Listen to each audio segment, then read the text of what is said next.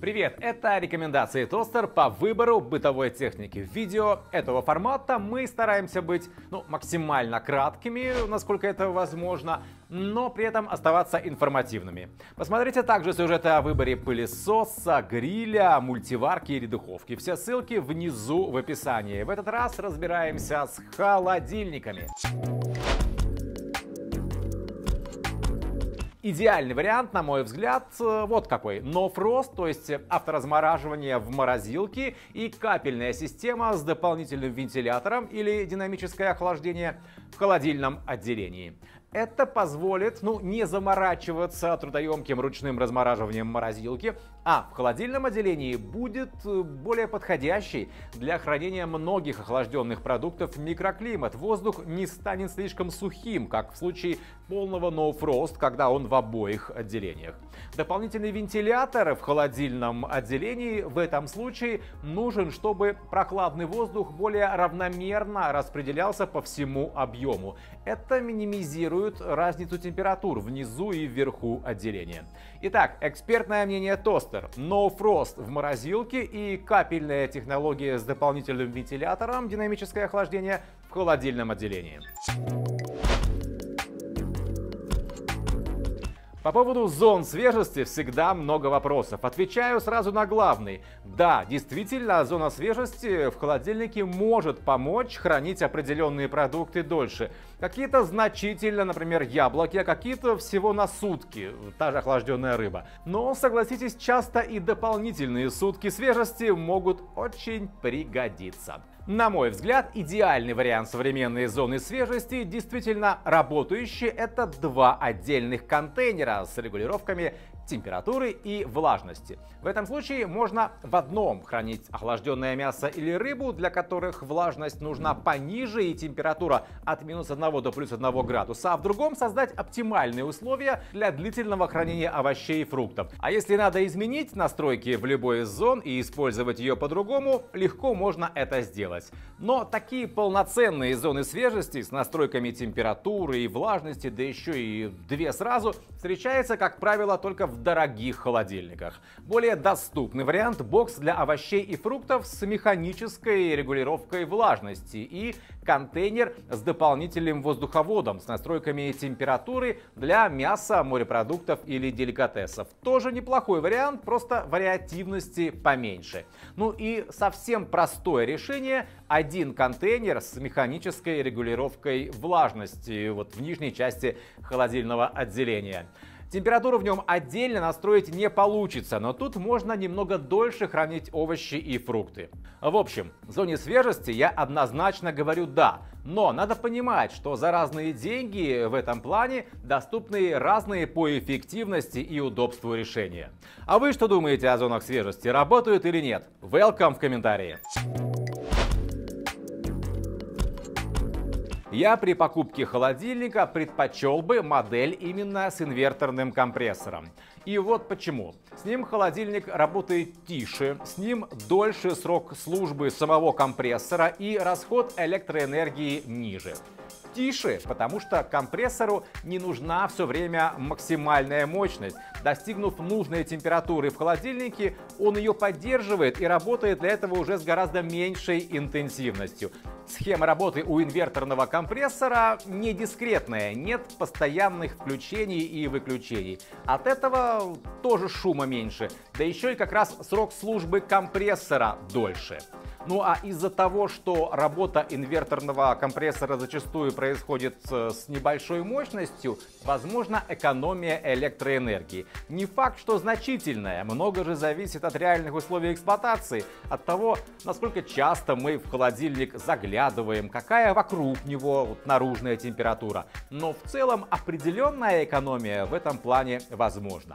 Еще один плюс — то, что нужная температура именно поддерживается постоянно. Ее перепады в холодильнике в случае с инвертором несколько меньше, чем с классическим компрессором.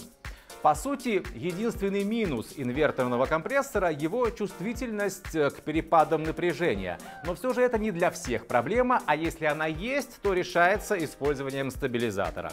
Раньше модели с инверторным компрессором стоили ощутимо дороже, чем с классикой. Сейчас же разница в цене хоть и есть, все же далеко не такая значительная, как лет 10 назад.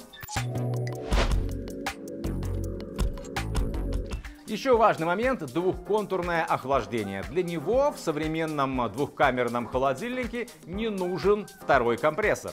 Тут работает электромагнитный клапан, благодаря которому, в зависимости от текущей температуры в отделениях, поток хладагента направляется или в испаритель морозильной камеры, или в испарители холодильной и морозильной камер. Возможно независимая регулировка температуры в каждом отделении. Благодаря двум контурам охлаждения не происходит смешивание воздушных потоков между отделениями. Излишне сухой и холодный воздух не попадает в холодильное отделение. Продукты не пересушиваются, а запахи из холодильного отделения не идут в морозилку, не впитываются там продуктами. Кроме того, в таких холодильниках холодильную камеру можно выключить отдельно от морозильного отделения. Это пригодится, например, на время поездки в отпуск. Пельмешки в морозилке вас дождутся, а холодильное отделение не будет почем зря расходовать электроэнергию. Экспертное мнение Тостер. Рекомендуем холодильники с двухконтурным охлаждением. Современный вариант — электронное управление с дисплеем, ну или просто со световой индикацией настроек температуры и выбранных опций. Удобнее, если панель управления будет на дверце. Электронное управление обеспечивает точные температурные настройки. Устанавливаете нужную температуру в градусах, и холодильник пытается ее поддерживать. Традиционные электромеханические регуляторы-крутилки не позволяют точно установить температуру, обозначая лишь интенсивность охлаждения, что не очень удобно в контексте юзабилити, да и для максимально качественного и длительного хранения продуктов в холодильном и морозильном отделении желательно именно установка и поддержание конкретной температуры. Кроме того, электронное управление — это дополнительные опции, функции холодильника. Как правило, в современных моделях это суперохлаждение для холодильного отделения и суперзамораживание для морозилки. Они актуальны при единовременном пополнении холодильника большим количеством новых продуктов. Например, после поездки в супермаркет. Температура в отделениях опускается до минимально возможных значений, чтобы быстро охладить или заморозить новые продукты. Но по прошествии определенного времени холодильник сам возвращается к обычным настройкам хранения. В режиме отпуск он тоже доступен благодаря электронному управлению. Морозилка работает как обычно, а в холодильном отделении поддерживается температура около 15 градусов. Продукты из него, конечно, нужно убрать, но неприятного запаха, плесени не будет. Вернетесь из отпуска и снова переключите все в обычный режим. Также, благодаря электронному управлению, в более дорогих холодильниках возможен контроль и настройка работы зоны свежести. Прежде всего, отдельная регулировка температуры в ней. Благодаря электронному управлению в современных холодильниках доступно и управление удаленное, контроль работы холодильника со смартфона. Для России это, пожалуй, пока не очень актуально, потому что холодильников со встроенными камерами, чтобы проверять содержимое, а также, например, с возможностью сразу из мобильного приложения заказывать недостающие продукты в интернет-магазинах, на нашем рынке, увы, все еще нет. И пока не ясно, когда будут. Но все равно электронное управление — это современно и максимально удобно для пользователя. Плюс несколько расширяет функциональность холодильника. Конечно, есть много других важных моментов, актуальных при выборе холодильника. Это и габариты, и объем, и количество дверей и отделений, и встройка это или отдельно стоящая модель. Но они, скажем так, более утилитарные, что ли. В конце концов, если вам нужна встройка на новую кухню, вы же это прекрасно понимаете. А если у вас большая семья, то ясно, что холодильник нужен побольше.